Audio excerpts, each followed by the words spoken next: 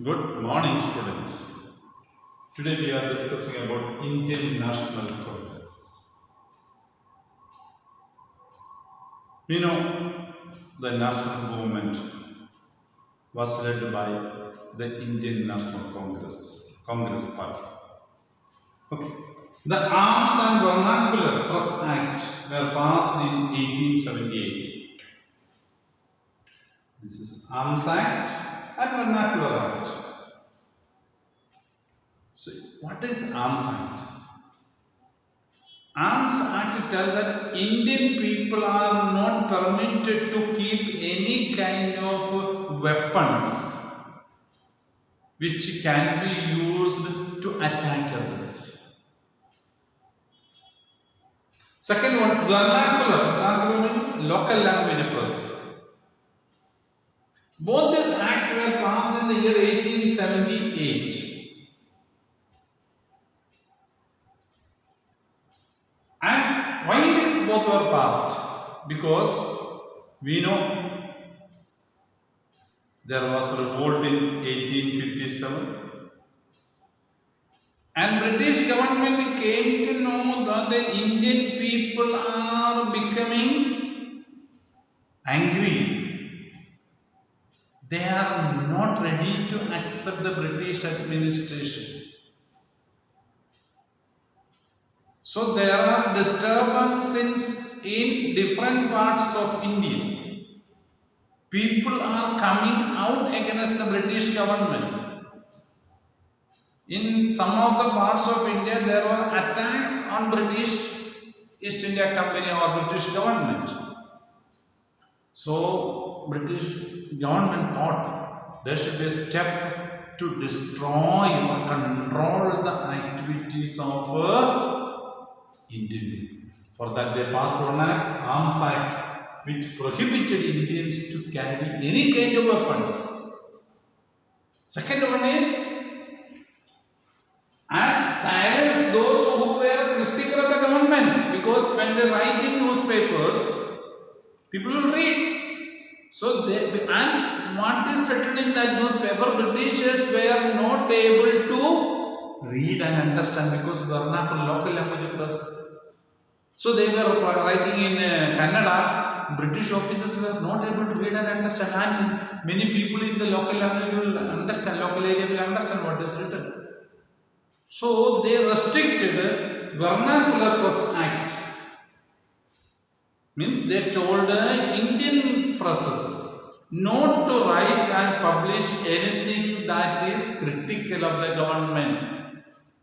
Anything that is being spoken against the government should not be published. So that was, and if they publish, their press will be confiscated. The materials will be taken over by the government and the persons will be put in jail without any much problems. Easy, trial will be very less. So the government permits the police to do that. That is an act. So Vernacular Press Act and the Arms Act. Both these acts were passed in the year 1878. The Vernacular Act allowed the government to confiscate, already told you, the assets of the newspapers. If the newspapers were published anything that was found objectionable, who will decide? The British officer will decide what is objectionable. If something against the person it is written, that is also objectionable. If you speak something against the British officer, it is objectionable according to them. So that press will be confiscated. Materials will be taken over by the government. And the person who runs the press will be arrested and put in jail. In 1883, there was a furore over the attempt by the government to introduce the Ilbert Bill. Then there is another governmental step. That's a positive step taken by the British government in the year 1883. A person named Ilbert, a British officer, in the British Parliament presented a bill. That bill is a good thing for India also. So what is that bill?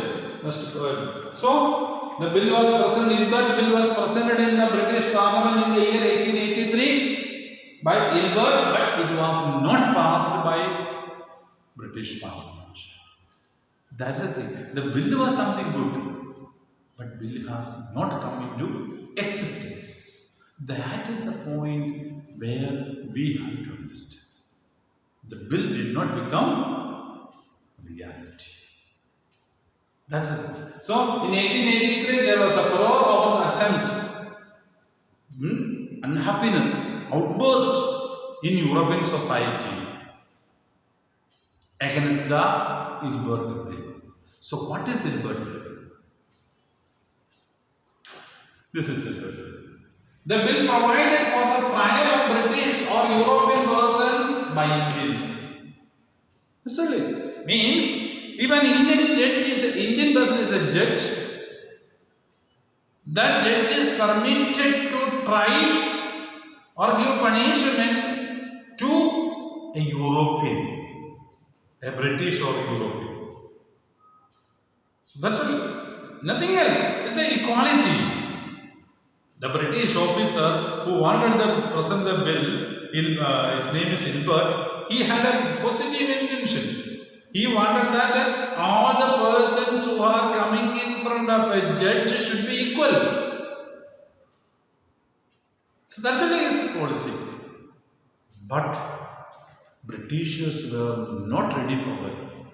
They were not ready to accept Indians as equal as them. As in Indian society, we have the caste system. The upper caste is never ready to accept the lower caste people as equal as them. Or they can give the punishment to the upper caste. So like that, the European society was thinking that European race is very high, Indians are very low. So how an Indian can give punishment to the Europeans? That was their thing. But there were many Europeans who thought that Indians are also equal with them. Indians are also having capacity to accept it. So like that many were there. Now in Indian society also in upper caste people are many are there to ready to treat the lower caste people as equal. So like that there were in European society many who were ready to treat Indians as equal. But there were still others who were not ready.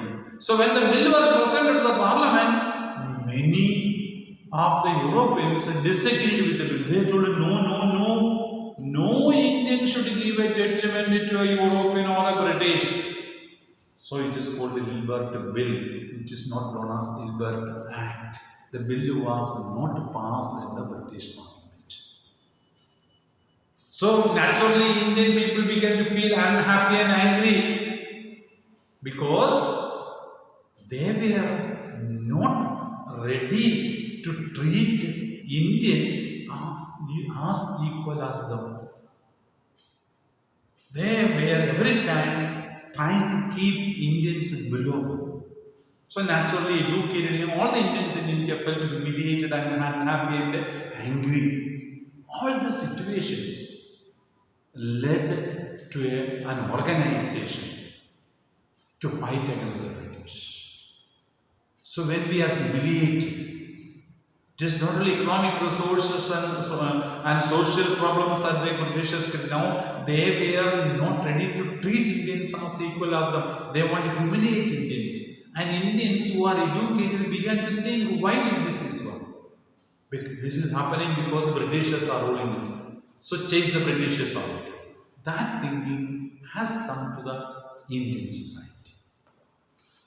So between British and Indian, so sought equality between British and Indian judges in the country. That was only idea of Ilbert Bill. All the judges are equal. Whether he is a judge, he is an Indian or European, not thinking all the persons can be brought in front of that judge to give punishment, to listen to the case, and judge can give the punishment. That was the intention of the Ilbert Bill. but it was not passed by the British Parliament. So only it was presented. So much opposition. No, how can Indians be equal with us? There's so much discussion has taken place in the Parliament, and many supported, and there were so many opposed. Many more members were opposing the bill. That is why the bill did not pass in the British Parliament. Supporters were very less.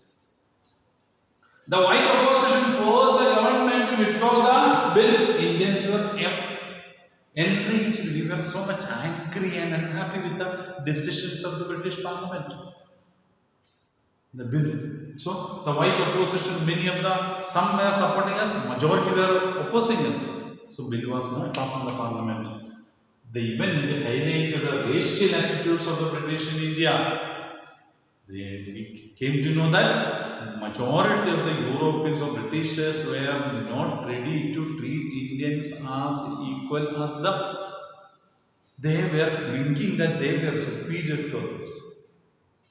So, naturally, we have got a right to chase them out and say, you be there, we are able to do ourselves the matter for us.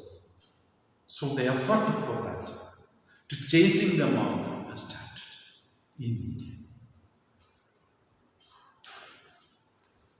The need for an all-India organization of educated Indians had been felt since 1880s, but the Liberty Bill controversy deepened this. So there was a discussion thinking among the Indians that we should have an organized, national level organization. But, when something happens, suddenly the response will be fast. Otherwise, okay, wait. So like that, when the Liberty Bill issue has come up, many Indians, educated Indians, began to think we cannot leave the things like this. We should come together and chase the Britishers out of India. Okay. And but the organization that we are going to discuss, Indian National Congress, was not formed to fight against the British. It was formed to support the Britishers, really speaking. That we must understand. So the Indian National Congress was established when 72 delegates from all over the world, all over India, met at Bombay in December 1885. So it was formed in 1885. Indian National Congress came into existence December 27, 1885. That's the formation of Indian National Congress. How 72 members from different, we have seen previously different organizations of India. So members of the different organizations of India came to Bombay. There they met together and formed an organization named Indian National Congress.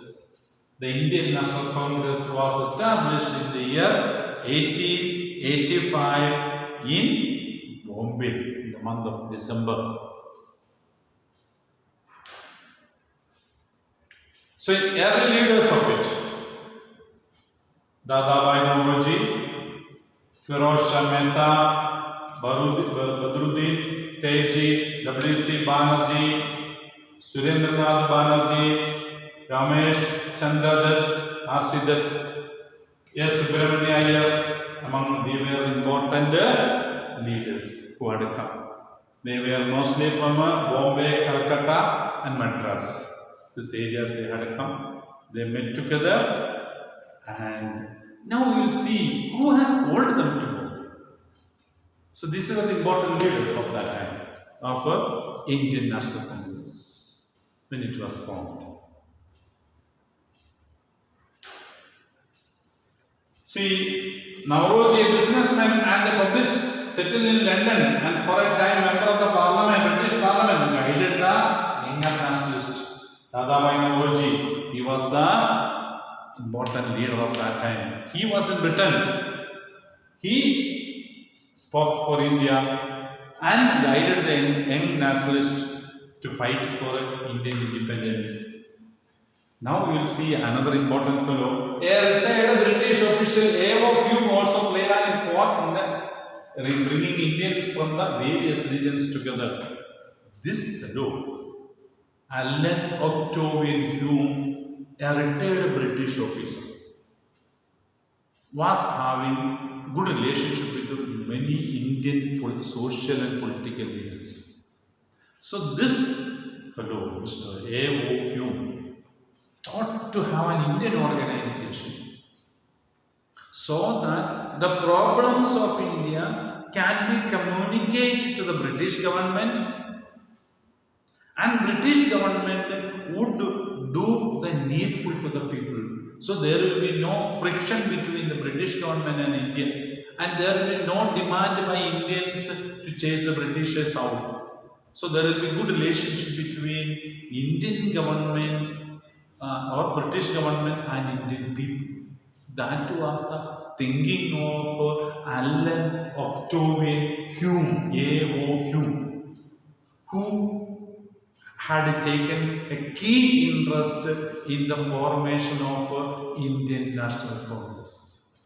His intention was clear: to have good relationship, to know the problems of the people, to go into different parts of the country and collecting the problems of the people is difficult. So to have an organization, so that organization will collect the information of the problems of the people and give to the British government, and British government will do whatever is possible for the people, good things for the people. That was the intention of the organization named Indian National Congress. A.O. Hume invited, he is the person who has invited all the members to come to Bombay. He was settled in Bombay, he invited them to come to Bombay. So where they should come, simply come to Bombay, there should be an address, no? So they invited them.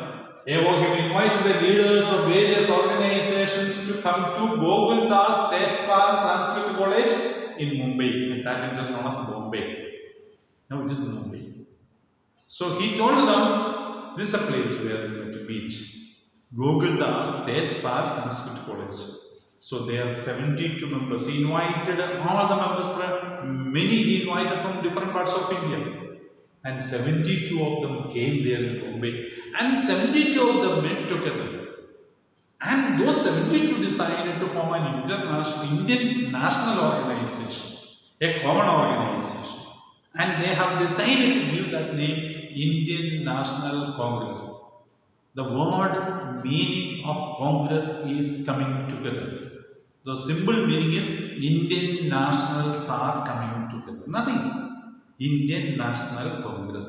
Coming to Indian nationals are coming together. Nothing else. That's the meaning of the organization. So it was started at the exact place Gokul Das Teshpal Sanskrit College. It was a place where all the members were invited. There they met together and they decided to form the organization. Met on 27th December 1885 and decided to form the Indian National Congress. And the first president was Umesh W.C. Banerjee. We call it W.C. Banerjee. This Umesh Chandra Banerjee was the first president of Indian National Congress. So that is the Indian National Congress. It has come into existence. Now further we will see what does and how it does.